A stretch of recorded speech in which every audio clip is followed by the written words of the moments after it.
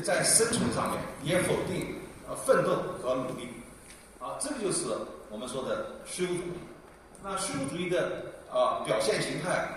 刚才除了我刚才说的相对论、怀疑论和这个不可知论以外，其实还有一个波斯卡的这个赌注论。他说呢，这个人如果信上帝，假设上帝存在，那你信仰者就可以获得无限的幸福。那假设这个上帝不存在呢，你不会失去什么。但是反过来，如果真的上帝存在，你不信上帝那你就那个万劫不复了，对不对？所以它是一个标准的赌注论。这个标准的赌注论，它是不是代表一种信仰？其实波斯塔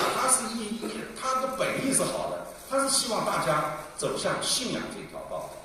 但是结果我们后来人把信仰者看作赌徒，就像我们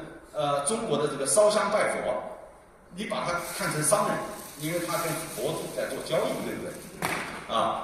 那其实这个是摧毁信仰的，而不是树立信仰这某种意义上来讲，也是一种虚无主义。虚无主义呢是在1799年，这个雅各比提出来的。那雅各比呢，他研究这个启蒙运动后的理性主义，他主要批判3个人。第一个人呢，斯宾诺莎。那斯宾诺莎呢，他是讲我们的心灵和身体都是大自然的属性，是一体两面，而整个大自然就是上帝。所以某种意义上来讲，他是一个泛神论的这个自然主义者，而这个整个大自然又是服从必然性规律的。所以呢，这个雅各比说，如果说这个我们的整个人类社会和宇宙都变成了因果链条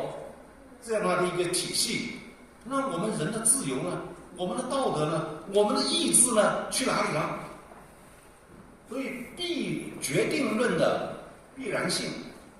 就让一切价值意义失去了。因为你没有自由，所以就谈不上道德了。那么第二个，他研究康德，因为我们知道康德有几句名言。第一句话叫“物自体不可知”，我们认识到的只是事物的现象，我们无法抵达事物的本质。事物的本身是什么样子的，我们不知道我们只是把事物看作什么。那第二句就是知性为自然立法，因为所有的现象必须要通过我们的感性直观形式和我们的先验范畴来对我们的感觉经验进行加工。所以这个加工以后，这个感觉经验这个现象必须完全符合我们的知性范畴。所以他说知性为自然立法，这个呢就是在哲学上就是一种哥白尼革命，就是原来我们认为我们的认识去符合事物，哥白尼做了一个颠倒，说事物必须符合我们人类的认知形式这是他说的第二句话第三句话叫理性为自我立法那么这个理性呢，是指人的实践理性是我们道德的基础。实践理性产生绝对命令让我们自我服从，所以我们才是自由的。如果是服从他律，那你就是奴隶。所以这种自我服从就叫自由。那么这个道德的基础的实践理性和知性后面的这个纯粹理性，我们都可以把它叫做理性，只不过是纯粹理性负责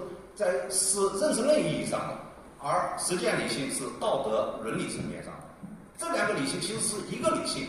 但是这一种理性它不依赖于一切传统以及与此相关的习惯和信念，就让我们的理性和历史文化传统割裂了。然后这个鲜艳的自我，我们的鲜艳范畴怎么来的？我们的实践理性是怎么来的，他没有交代清楚。那么在这儿就变成鲜艳的自我替代了上帝。我们看到启蒙运动和理性主义最直接的结果就是打倒了上帝，然后新树立了一个上帝，这个上帝就叫自我或者叫理性，这是新上帝啊。那么第三个呢，就是费希特。那么费希特呢，是在康德的哲学的基础上更进了一步，所以费希特自称我比康德还要康德，因为在这个费希特这儿，他已经把认识论和实践论统一了。他说这个从这个形式逻辑出发，就是 A 等于 A 这个绝对命题出发，推出自我设定自我，自我设定非我，然后自我和非我相统一，这是他的哲学立场。所以呢，在康德的鲜艳自我到了费希特这儿成为绝对的自我，我们的自我的意识，我们天地万物的对象都是自我设定出来的这变成了一个绝对的自我。那么这个费希特认为这个雅各比认为这是一场灾难，因为你看他的原文是这么说的，这个亲爱的费希特若我向你坦诚，我将这种观念论设为虚无主义，请勿将此视为冒昧。我与你曾称为独断论虚无主义的观点毫无区别。我本人将这种观念论设为虚无主义。我必须承认，对我而言，最重要的事情莫过于根除这种虚无主义。它是一切哲学的毁灭者，将万物消解为纯粹思维的形式。所以呢，这个雅各比对启蒙运动之后的理性主义是保有非常的警惕的，或者说我们认为启蒙运动就是理性主义。因为康德在什么叫启蒙，他说过，启蒙就是善用你的理性，这就叫启蒙。所以我们看到这个笛卡尔的我思到了康德这儿成为鲜艳自我，到了费希特成为绝对自我，到了谢林成为绝对同一，到了黑格尔是什么？绝对精神。这就是启蒙运动理性主义一直到德国古典哲学的这一个脉络。但是这一个脉络树立了理性的绝对权威，甚至把理性等同于绝对精神。其实某种意义上来讲，换子的神权的上帝现在变成理性的绝对精神。那我想问，理性的根基在哪里啊？如果你抛开了历史文化传统，旧有的传统和观念、生活的习惯，你的信念凭这个理性是凭空来的吗？所以雅各比论断，理性主义必然导致虚无主义就可以从他对从斯宾诺莎、康德和这个费希特的批判，我们就看到了。所以呢，这个虚无主义就是1799年费希特写给这个雅各比写给费希特这个信当中，首次提出了这个虚无主义概念。但是呢，雅各比提出来以后呢，他的影响力有限，真正让虚无主义响彻全球的是尼采。那么除了雅各比之外呢，叔本华的这个意志学说对尼采也有很大的影响。那尼采说的这个虚无主义是什么概念呢？就是上帝死了，上帝是最高价值的。那么上帝死了，就是最高价值的表述。最高价值有两个方面，一个是这个柏拉图主义所代表的理念世界，它掏空了我们现实活生生的生活，让我们活在这个理念的本质的那个世界里面。另外一个代表就是基督教精神，基督教精神让我们向往来生来世，然后判定今生今世是不值得过的。所以尼采在《权力意志》的第585条里面说，这个如其所示存在的世界，他断定它不应该存在；如其应是的存在的世界，他断定它并不实存。什么概念呢？什么叫如其所示的世界？因为在柏拉图主义看来，我们现象界是虚幻的，它是受本体界这个本质所规定的，所以真正真实的如如不动的永恒的世界是那个理念的世界，所以这个就叫如其所示的世界。那么尼采认为这个根本就不应当存在，也是胡说八道啊！我们总想透过现象看本质，以为本质才是更重要。那第二个就是如其应示的世界。什么叫如其应示的世界？应当的世界就是道德的世界，对吧？就是我们的这个我们所向往的世界应该如此吧？他说，尼采说这个世界并不存在啊，所以呢，这个尼采是从形而上学的先验和神学的超验双重对西方思想史传统进行了否定啊。那么，如果这两个形而上学和上帝都被摧毁了以后，那怎么办呢？那就是虚无。所以，当人们不再相信赋予生命意义的基础，比如说上帝本质的世界真理，那我们就进入了一片的虚无啊。所以呢，虚无主义是尼采的出发点，他就是要解决虚无的问题啊。那么既然最高价值被贬黜了，就是上帝死了，那谁是价值的标准呢？所以呢，这个尼采就提出权力意志学说，认为我们都是不断的在自我超越当中的啊。所谓的真理只不过是权力斗争的结果啊。一个新的权力出现的时候，它就会颁布一种新的真理啊。所以呢，真理是某种意义上来讲，它是权力意志视角下的产物。所以呢，这个思想呢，被傅科所继承了。以前呢，弗朗西斯·贝根说，知识就是力量 ，knowledge is power， 对吧？到了傅科这儿说，这个 knowledge is power， 哎，好像还是一个好。弗朗西斯·贝根所说的 power 是力量，傅科说的 power 是权力。那傅科呢，是号称20世纪的尼采啊，所以呢，这个尼采的这个逻辑呢，就是传统的形而上学和上帝死了，于是呢，导致了价值真空，陷入了虚无的状态。所以我们现在要拯救，我们不能是消极的虚无，像叔本华这种否定的我们要积极的面对，我们要克服虚无主义。那用什么来克服呢？重估一切价值。用什么来重估呢？用我们的权力意志，用我们的身体，我们的肉体啊。所以他又提出九神精神啊，九神精神、权力意志和这个肉体，某种意义上来讲是一码事。凡是有助于生命力的啊，他就认为是顺着权力意志方向的；凡是摧毁我们肉体的，让你活得无精打采的，那一定是恶魔，你一定要把它消灭啊！这就是尼采克服虚无主义的路线。那么尼采呢，对20世纪的哲学造成了很大影响，像海德格尔耳熟能详的海德格尔、后现代主义、存在主义啊，都是继承了尼采对虚无主义的批判思想，来研究我们能不能找到克服虚无主义的药方啊。那第三个呢，就是在俄国文学当中所体现出来的虚无主义。我就说这个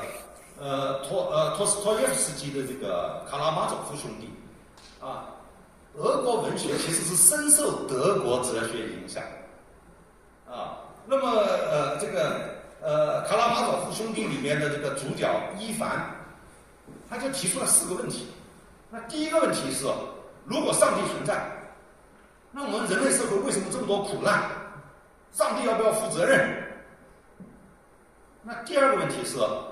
如果上帝不存在，那么一切皆可为了，于是我们就可以为所欲为了，是吗？那不直接带来社会的崩溃吗？那第三个问题就是，如果没有人对苦难负责，这让我不能心安。我们不能用这个无辜者的苦难去为终极真理或者说未来的和谐辩护，对吧？苦难就是苦难，你必须要面对它，承认它，不能用未来的辉煌来掩盖今天的苦难。那第4句话很有意思，他说：“即使没有上帝，我们也必须造一位上帝出来。”这个表现出伊凡的这种矛盾的心态，因为他没有办法接受有上帝的情况下，我们人类竟然有苦难，但是他又没办法接受没有上帝带来的意义真空，带来的社会混乱。所以这个是俄国文学当中体现的虚无主义，其实是蛮深刻的。好，我们再看一看这个马克思韦伯。马克思韦伯呢，他有3个核心的思想，一个呢就是说我们这个世界祛魅啊，因为科学主义昌行嘛啊。第二个呢，这个他又继承了尼采的思想，说既然形而上学的基础被摧毁了，上帝死了，那谁是新的上帝啊？有没有新的上帝出现？出现了，有很多的上帝。于是呢，他就叫诸神之争。有哪些神呢？有货币之神，有权力之神，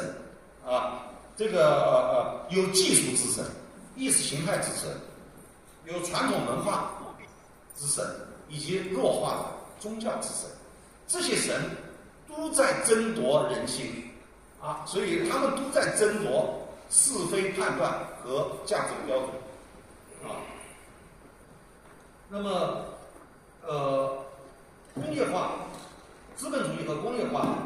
推动了理性化，或者说理性主义推动了资本主义和工业化那么尤其是工具理性，在康德那边，实践理性和纯粹理性，到了资本主义工业化兴起以后，变成经济理性一切都是用时间、效率、GDP、KPI、回报率等等这么来算的工具理性，它就像一个计算器那么工具理性扩张，导致我们的价值理性，比如说终极意义、我们的道德、我们的价值被边缘化所以呢，这个技术思维替代了价值思维。我们看到工业革命不仅仅是技术革新，更是社会关系的根本的重组。你看，从传统的手工业走向机器化大生产，人们从家庭走向了工厂，成为流水线上的螺丝钉我们的整个这个社会关系破裂了。原来以土地为核心的这种封建的依附关系，现在变成了一个自由的、游离的、飘零的这种疏离的关系。不仅仅在工商业的这个方面有工具理性，我们在社会治理上也是采用了工具理性。我们现在的科层制，对吧？官僚体系的普及，让理性原则成为现代性的根本原则政治也变成了一种管理技术。所以马克思我认为他是非常敏锐地观察到了资本主义就等同于现代性，就等同于理性主义，就等同于虚无主义。所以呢，那这个马克思韦伯讲了祛魅的世界、诸神之争，当然第3个他讲了理性的铁笼。我们现在束缚在理性的铁笼当中，我们现在所谓的内卷、竞争，是不是一种漩涡？你摆脱不开来，你能摆脱内卷吗？你能摆脱竞争吗？对不起，你如果想摆脱，对不起，你就沉沦了，躺平，你就不能存活了所以呢，这个就是工具理性带来的这个灾难性的后果。所以呢，在马克思韦伯这儿是这个近代的理性主义变成了工具理性扩张，价值边缘化，然后呢，世界去位了，没有上帝了，没有神了，没有最高价值了，然后再加上理性的牢笼，我们无法逃出。那这个是我们用这张图来诠释马克思韦伯讲的工具理性啊。所以我一直认为呢，这句时间就是金钱，效率就是生命，这个对深圳市的我们全国的改革开放起到了示范引领作用。在历史上，这句口号起到了不可磨灭的贡献。但是到了今天，我们应该追求高质量发展，不仅需要高质量的产品、高质量的经济，更需要高质量的社会、高质量的生活啊。所以呢，我回头呢也会向深圳的宣传部门建议升级我们深圳的口号。在思想体系批判上，无疑20世纪的海德格尔是非常重要的。胡塞尔说要回到事情本身，于是呢，胡塞尔的问题呢说，我们要研究意识，要研究我们的人的意向性，最后呢，通过现象学还原、本质还原到我们意识的本质结构。他认为这个就是回到了事情本身啊。那么，因为我们对事物的所有的认识判断都是由我们的意识，那么我们的意识呢，又是由意识的本质结构所决定的，所以他认为这个已经不可再还原。但是呢，海德格尔认为说，你这没有还原没有道理，应该还原到什么地方呢？意识状态是由你的存在状态决定的。所以回到事情本身，应该回到存在者的存在状态。那么海德格尔认为，西方的形而上学哲学体系都是在追问存在者是什么 ，what it is， 但是他没有问 how to be， 就是这个存在状态啊。所以呢，他认为什么叫存在？存在就是存在者的存在状态。那么我们看到的上帝、理性、主体、物质、实体等等，这个都是不同形象出现的存在者，而不是存在本身。他认为我们西方的形而上学传统忽视了或者说遗忘了存在本身，都去研究一个一个的 beings。一个一个的个体的存在者啊。那么第二个，现代工具理性的代表就是现代技术啊。我们现在用的交通系统，我们的手机系统，我们的生活的家电系统等等，这个就是一种技术。这种技术呢，变成一种叫极致，或者叫座驾，或者叫德文叫 gesto。这个意思呢，就是我们已经被它绑架了，你在这个上面你下不来了，就好像你在航行的大海上的船上面，你不能跳海，你跳海就死路一条。我们已经离不开技术，离不开我们的座驾啊。所以呢，座驾呢，让我们和真实的世界给割裂了。那第三个就是语言的遮蔽。那海德格尔说，语言是存在的家，但是语言也有可能让你回不到家，就看你操持了什么样的语言系统。到了海德格尔后面，像符号学兴盛啊，有像德勒兹啊等等这些，就研究符号对人的暴力啊。你比如说希特勒的屠杀犹太人，他可以换一个词叫清洗，于是你就接受这个符号了，对吧？屠杀你不能接受，清理清洗，哎呀，你觉得很好啊，这就是符号的暴力。所以呢，我们语言符号当中有很多歪曲真实世界的这种表达。所以语言既是对真理的开显，也是对真理的遮蔽啊。那第四个就是这个我们都活在这个知识系统当中，我们的一切都是可以用来判断的，我们用命题来表达的，所以呢，这个其实是叫命题真理，我们忽视了存在真理。所以呢，在这个海德格尔中后期，他就提出了2个概念，一个叫 Aletheia， 就是真理。那真理呢，他认为有4个层次的真理。所谓的真理就是开显去蔽，让存在本身显现出来啊。那么第一个呢，就叫成名之境。你现在先不要想语言，就是你像动物一般存在的，与天地自然相接触那个境界，叫成名之境。那第二个呢，就是在这个成名之境当中，你的关系伙伴、你的用具对你显现出来的意义。那第三个就是动物已有的感官的直接的感知，这个才是这个存在者的存在状态。而我们的命题判断是第4个。但是我们现在的命题真理太过于强大，以至于让我们回不到前3个状态里去了。所以这个海德格尔后面又提出一个词，叫agnis。agnis 呢，就是本有，本来具有，让我们回到这个大道的自行显现，就是本源性敞开的那个场域，那个场域也可以把它叫 agnis， 也可以把它叫做 Aletheia，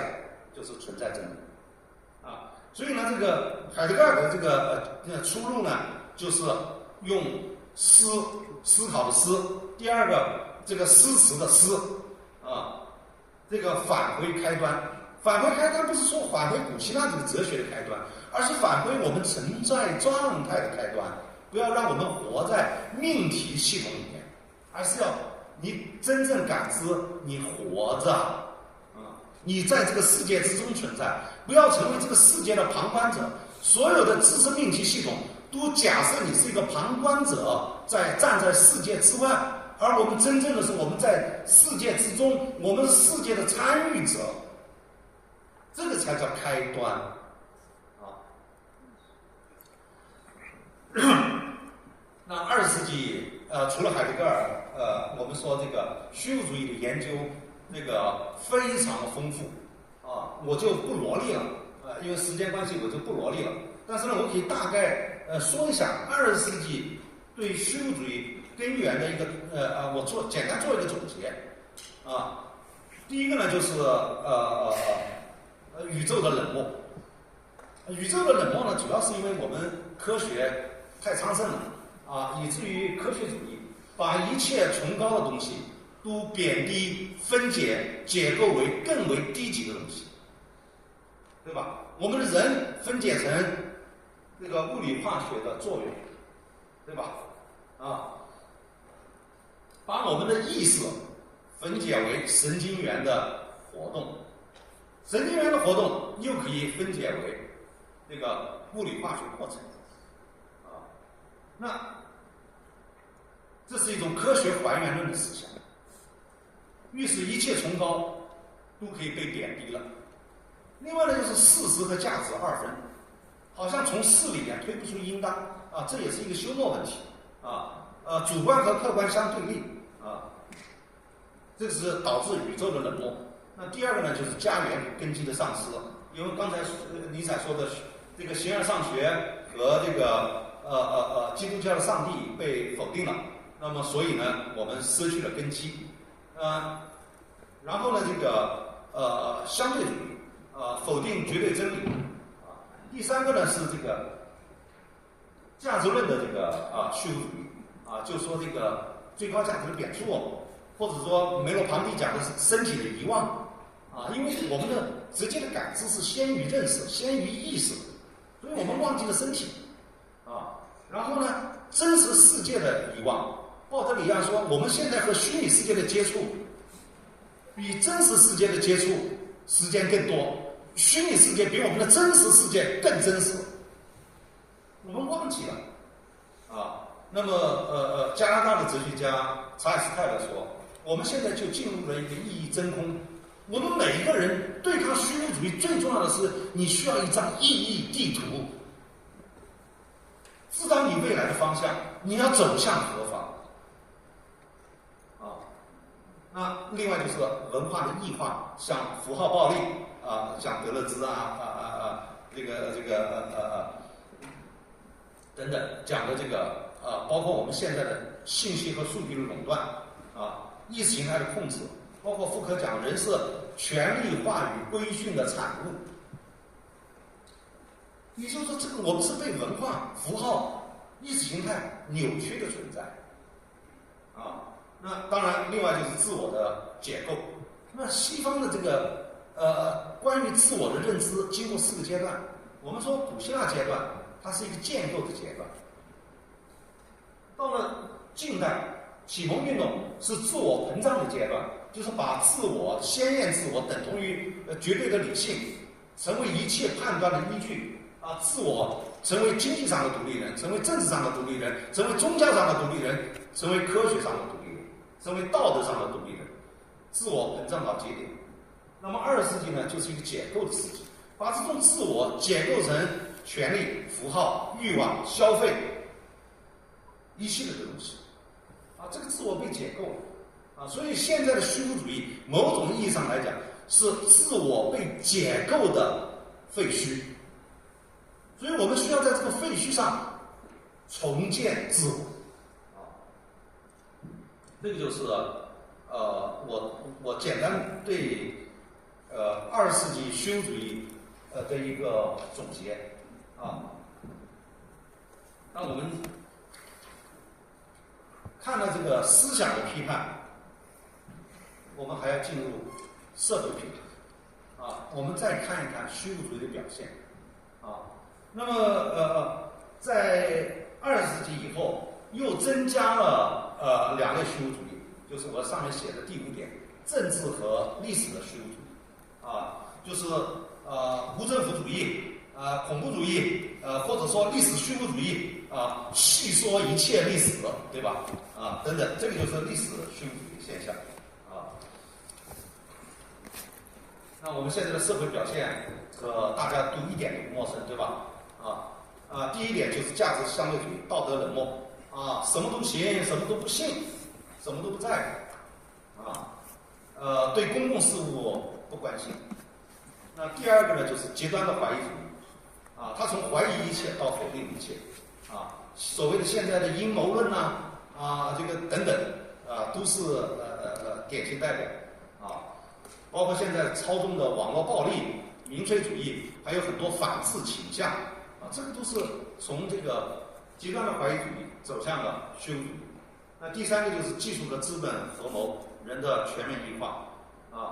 我们现在的欲望不是因为稀缺，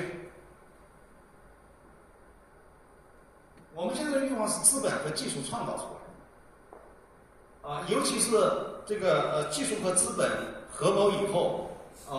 你的消费行为、你的消费习惯你的兴趣爱好都被他掌握的时候，他可以推奉、算法推荐最后你消费的都是他想让你消费。那第4个就是政治和文化的虚无主义，对宏大叙事的这个消解那这一点呢，这个感觉到现在好像说家国情怀、说理想主义，现在已经好像不好意思说了，对吧？这个现象就是虚无主义的表现。那另外就是第5点的历史虚无主义我们看到对英雄这个传统的这个民族传统，我们的英雄人物进行贬低、诋毁这种就是历史虚无主义表现还有第6条就是说当代犬儒主义，看透一切讽刺和冷漠那个愤世嫉俗用讽刺来消解严肃充满着消极的情绪。那第7点就是功利主义和有用崇拜唯成功论，对吧？我们现在这个这个开什么车住什么房子骑挎什么包包，已经成为衡量这个成功与否的标志那第8个就是文化工业和娱乐知识，对吧？所以我们现在每天多少时间刷视频、刷短剧、看笑话、看抖音？这都是短期的，追求短期的娱乐，因为长期的价值不可靠，也没有判断标准，那我只能短期化了，我只能娱乐化了。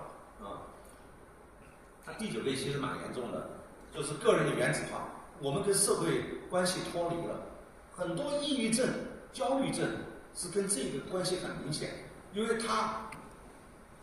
把自己从社会当中割裂开来。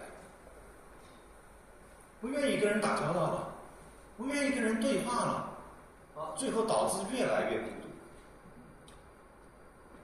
那第10个就是生命，最后的结果就是生命无意义了，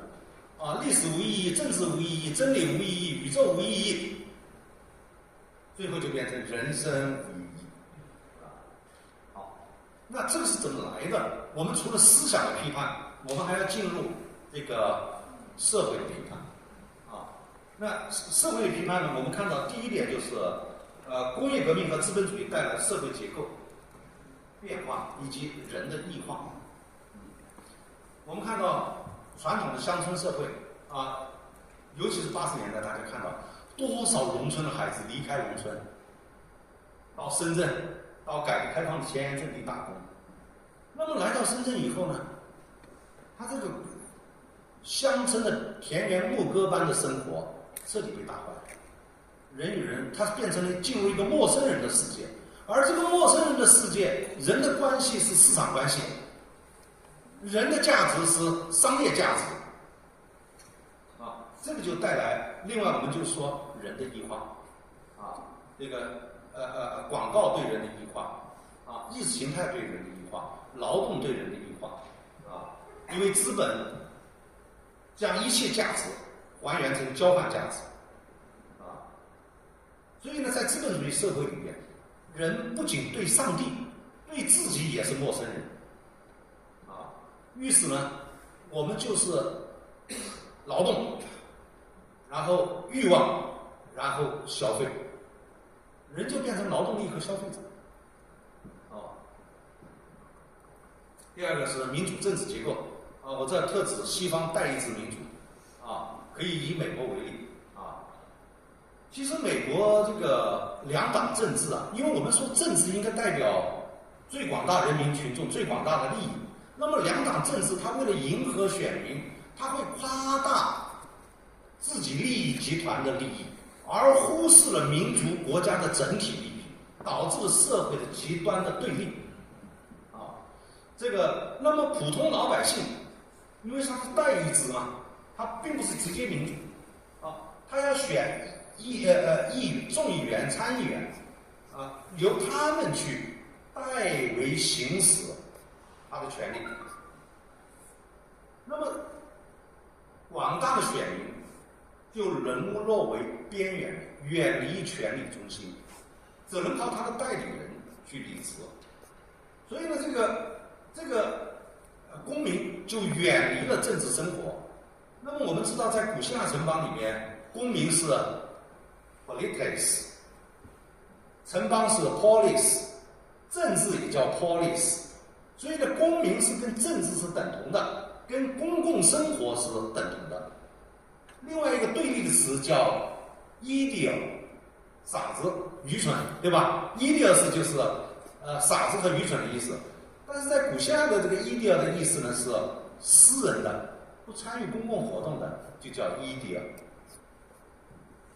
所以呢，不参与公共生活的就叫傻子，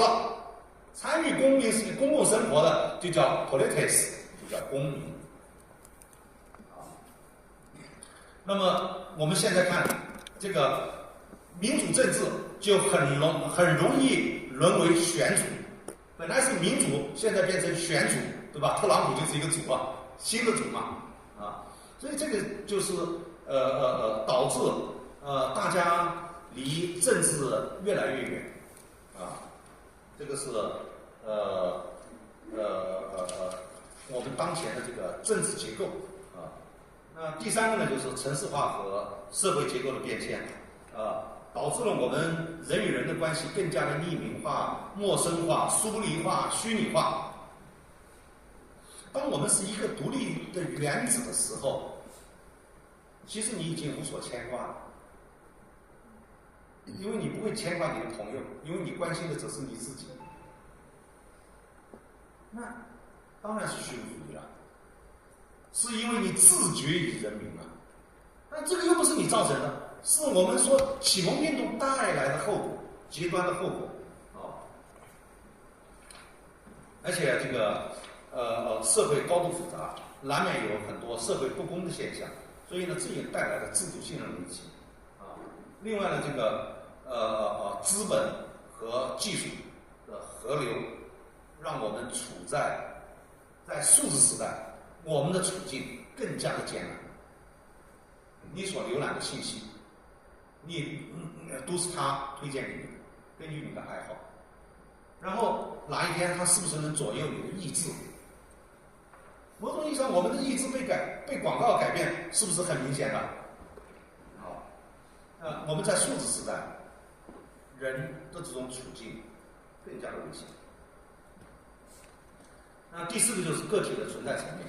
啊，个体的存在层面，大家都有感觉，我也就不多说吧，我就挑几个吧。第一个呢，就是这个我们现在讲个体的竞争，预使呢社会成为斗兽场，每个人之间强调的是竞争，而不是合作。所以我们现在基本上都在焦虑的过程当中，严重一点就会得抑郁症。那现实的这个表现就是，我们现在不愿意谈恋爱，不愿意结婚，不愿意生孩子，这里面有意愿问题，其实还有一个能力问题。我们现在的年轻人的生育能力都下降了。所以意愿和能力双重下降然后我们的生物的本能都退化了我们的身体的那种五官的灵敏度，我们的体能，我们的这种兴趣爱好都弱化了，对很多东西变得无兴趣，甚至麻木不仁这个对一切都无所谓的态度这个就是我们个体的生存。那最后呢，你看吧，我们现在的这个状态就是蒙克的这个呐喊、尖叫，对吧？我们人就是这个样子了所以我们现在是荒谬的我们身不由己，却要承担所有的责任，对吧？你是不是觉得现在我们说所有的责任都要自己扛，然后你承担着那扛不起的责任，他不压垮你才怪。然后我们相信哪吒喊出我命由我不由天，但是现在自我奋斗就是一个神话，就是一个笑话。你有自我奋斗的资源吗？你有自我奋斗的机会吗？那很多年轻人，我不躺平不摆烂，我怎么办而且呢，这个韦伯说的这个诸神之争每一个神都是我们的主人在古代的奴隶社会里面是多个奴隶面对一个主人，对吧？我们现在是一个奴隶面对多个主人，然后你还不认识这个主人你还以为是自我是主人，其实不是。所以这个状态就是蒙克的尖叫这个状态所以呢，这样带来的一个极端后果就是这个尼采在《悲剧诞生》里面说的一个故事就是森林之神希勒尼对麦达斯这个国王的一个回答就是什么是最幸福的事情那希勒尼说，那绝佳的东西是你压根儿得不到，那就是不要生下来，不要存在，要成为虚无。对你而言，次等美妙的事情便是快快死掉。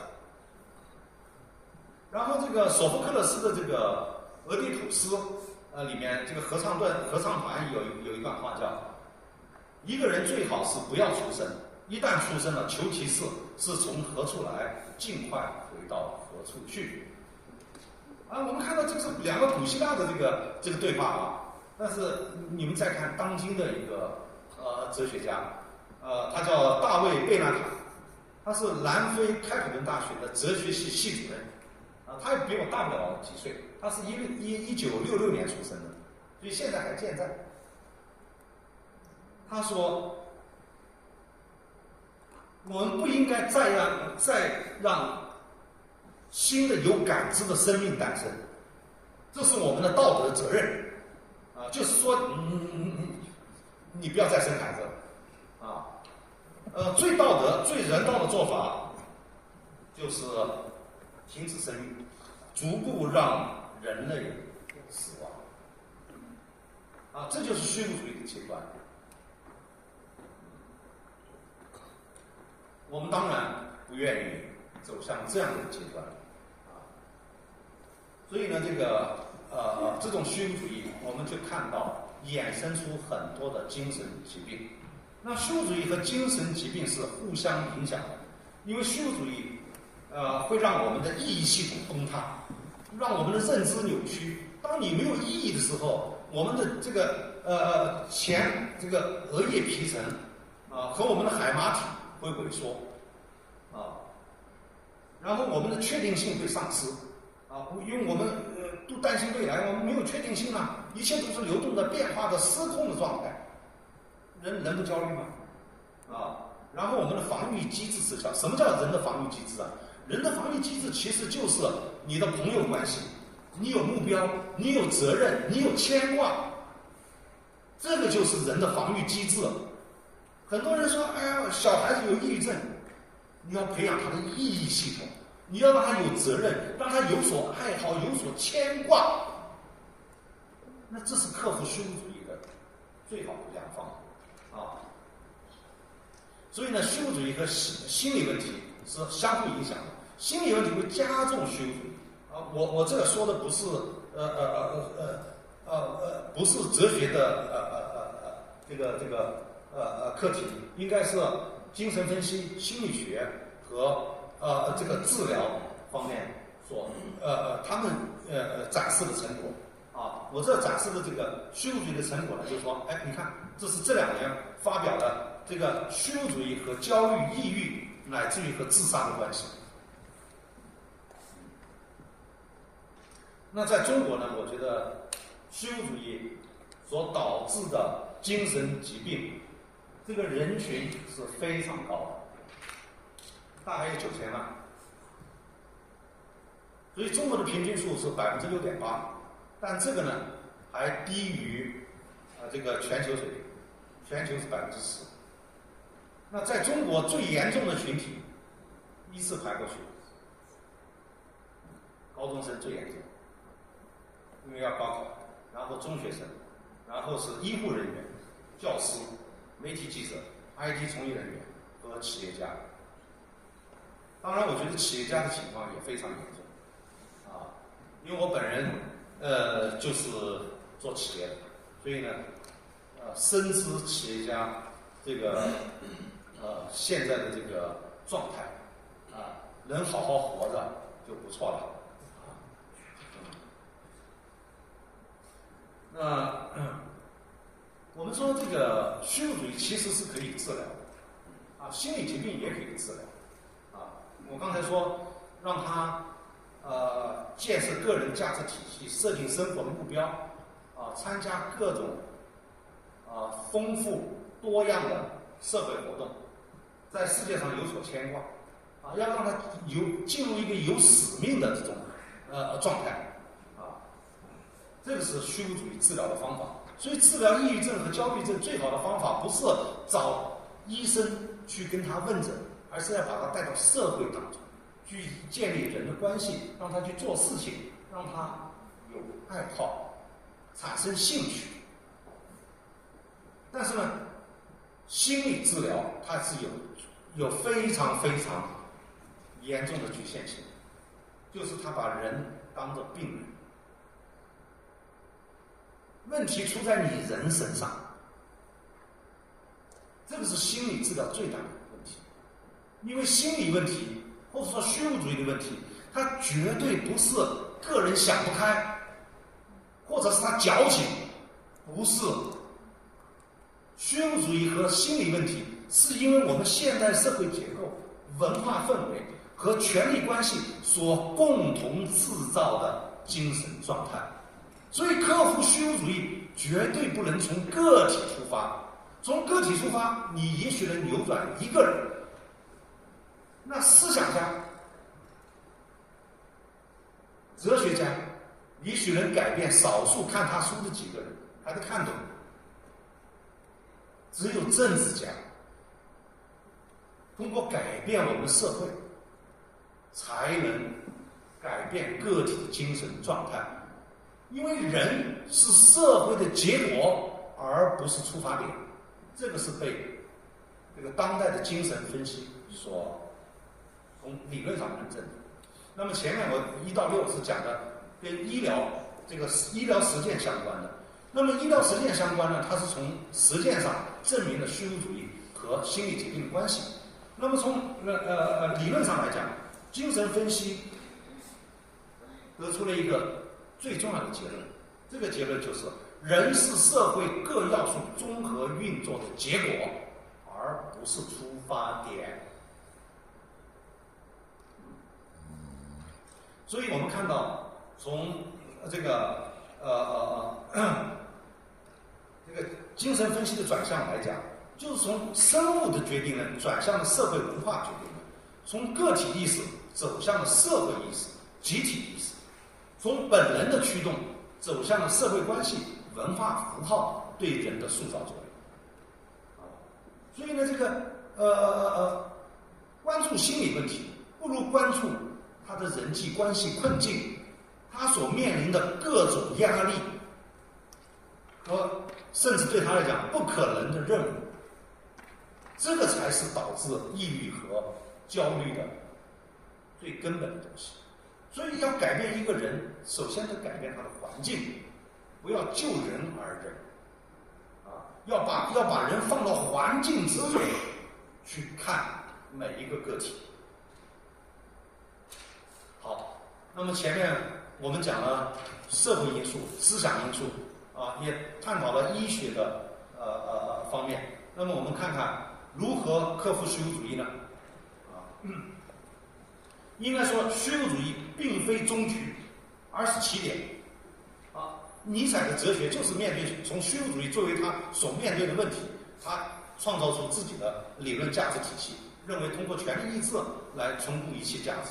那这种超人学说，当然我们认为这个太狂妄自大了所以呢，我们要探讨的是我们有限的生命。我不是超人，我如何能克服虚无主义？那我从这个3个方面来阐述。第一个呢是自我重构，这个左边的思想的重构我都不说了，因为改变人的思想太难了我们可以改变人的